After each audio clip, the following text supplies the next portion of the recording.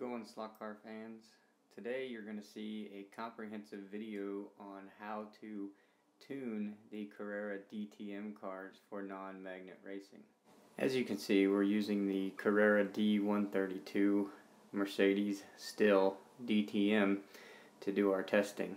So I want to start off by taking a few test laps with the car. All I've done was remove the magnets since we are doing a non-magnet video. I just wanted you to see how the car performed out of the box without the magnets. Nothing else has been done to the car. So after running about 15 to 16 laps, you can see my stats recorded here. They're not very good times. Normally around this track should be an 8.4, 8.3 is a decent time. So as you can see, the 9.9 is not a very good time at all. So let's get started. Here's the car with the body off, so you can see the chassis. And let's get into the teardown. First, what you're going to do is remove the magnets as seen by the arrows. And once you get the magnets out, move to the chip and just keep going until you have everything disassembled and a bare chassis. I find it's much easier to work without all the wires and everything getting in the way. Since we are doing a non-magnet race car, we're going to have to add some weight to make up for that traction loss from the magnets. So you can see where I circled the mounting hole. This hole is what holds the car to the base of the showcase. You want to trim that flat so you can put the weight in alongside the motor and have it as low in the chassis as possible. So get your Dremel out, grind that so it's flush with the chassis, get it all nice and cleaned up, and move on. Now it's time to get into breaking in the motor. I'm sure there's 100 ways of doing this. We prefer to use the WD-40. It helps polish up the comm, gives you a little bit smoother run. We do this, let it run in there from anywhere from 12 to 24 hours. Usually 24 hours is good. And once the time is up, take it out of the WD-40. Use your compressor to blow all the WD-40 out, and then soak it in this electrical cleaner as you see here. I usually run it in that for probably anywhere from 5 to 10 minutes, not more than that. It cleans it up pretty quick.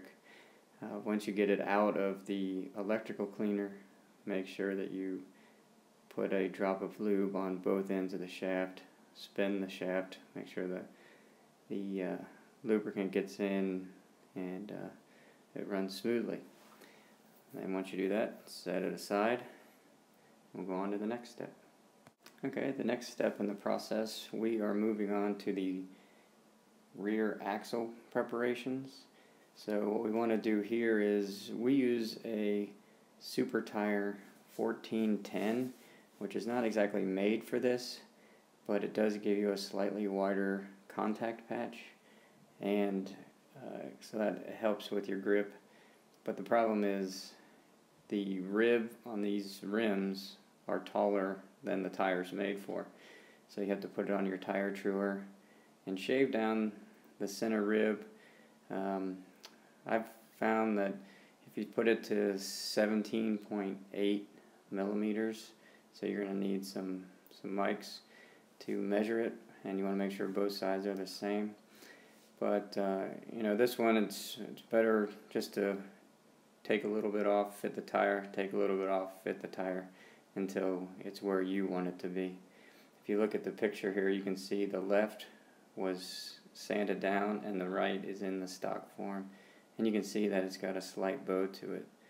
So you want to get rid of that so you're using the entire tire on the track. This next part should have probably been at the end, but we'll tackle it now. Make sure you watch this whole video before you do any of these steps.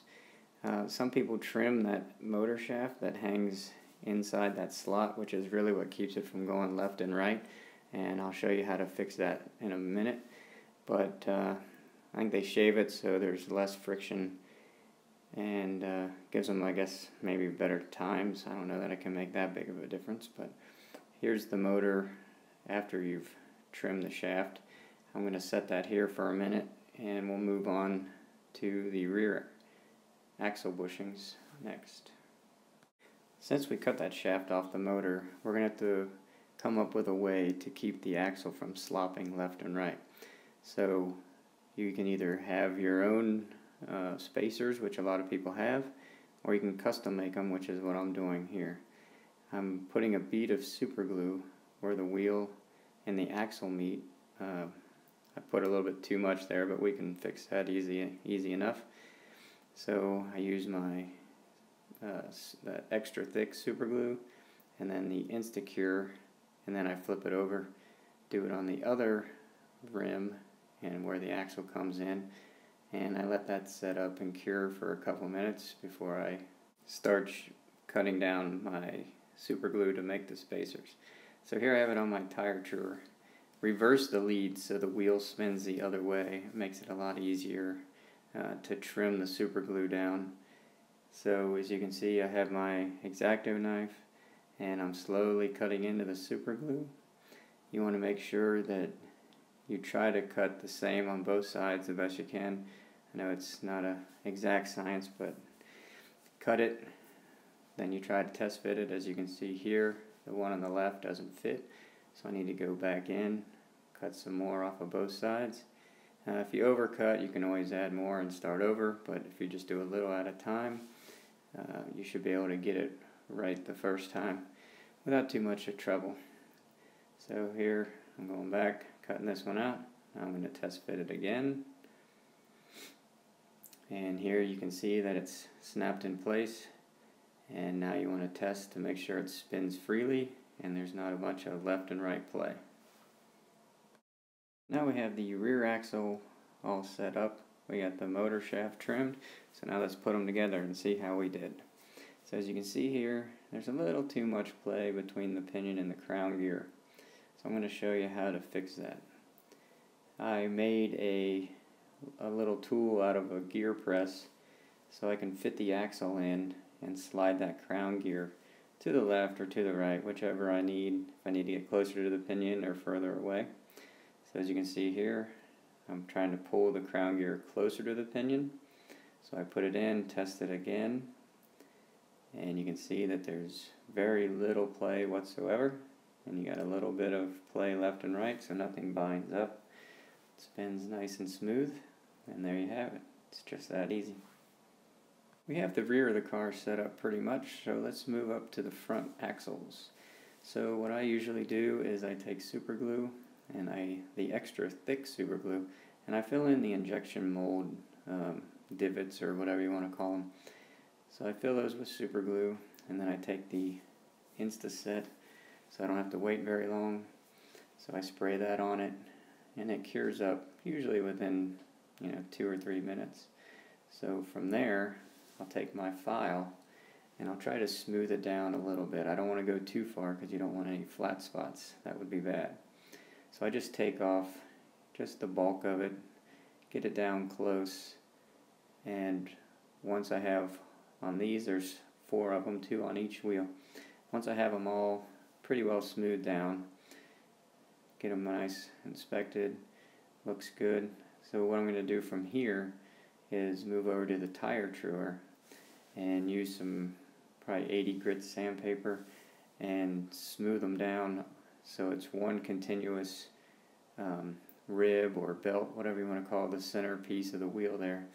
So make it nice and smooth all the way around before I go on to mounting the front tires on the axle. Now that we have one side finished, we're going to flip the axle so we can get the other side as well. And it's very important that both sides have the same OD, otherwise your car is not going to sit straight and it's not going to handle as well either. So flip it over, turn it back on, and start grinding until they're both the same. Then what you're going to want to do is take your super thin super glue and put your tires on, and this is where it can usually gets a little messy. You peel back part of the tire and you squirt a little, don't squirt it, just let it run in, and it'll run the bead pretty much all the way around your tire. So when you do that to all 4 sides, and just let it sit for, I don't know, half an hour or so, making sure that you wipe off any excess super glue that squirts out, and then set it off to the side. Okay, the super glue is cured, so we're going to move over to the tire truer. So put on your front axle and let's get the front tires nice and round. So we have them on the truer. As you can see, it's going back and forth, making them nice and round. We shoot for a 20mm OD when we're finished. That can vary, a little bit on either end, 1990, 2000, or 20. It's whatever your personal preference is, but we found that 20mm works the best. Now that the tires are the same, we are going to coat them in super glue so there's no traction and they slip around the front. Makes them run a lot better when there's no traction on the front tires. So it's back to the truer. I actually put the super glue on before I hit record, so I'm just pretending. So I put the super glue on the little makeup applicator. You can get it at any pharmacy, and you put the super glue on there and you wipe it across the surface of the tire a few times and let it spin dry. Once it's dry, you take your sandpaper and smooth out the surface a little bit. As you can see, I'm oiling the bushings. That's key. You want to keep those bushings nice and loose. Now that we're finished, you can see that our OD is 1995. That'll be just fine. It's close enough. And here's a picture of it. It's sitting nice and low. So the next important piece of the puzzle is weight placement.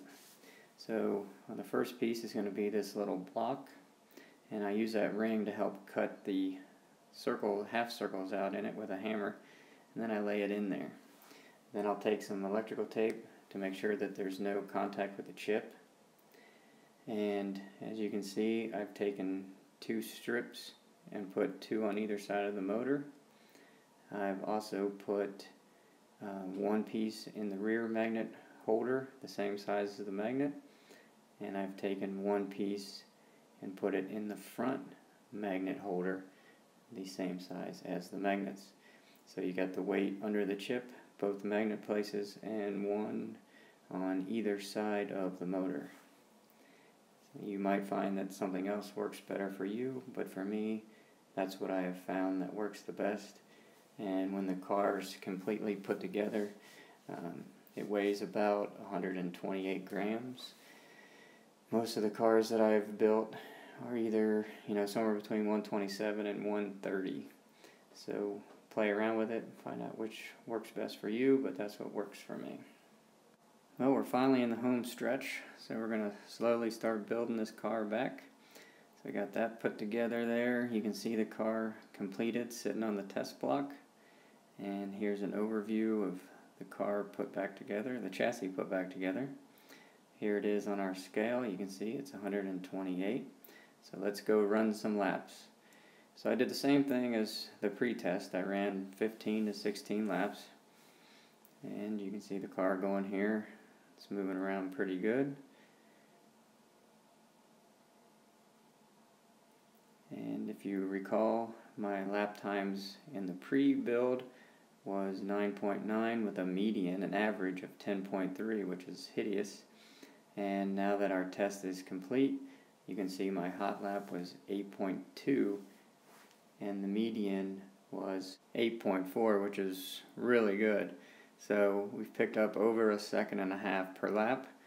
So I'd say that all of our efforts were worth it.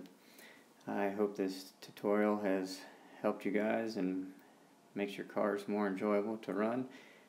When I build these cars, I don't think much of it, but putting a video together, there really is a lot of work that goes into them, but your efforts are rewarded by a nice, smooth, fast-running car.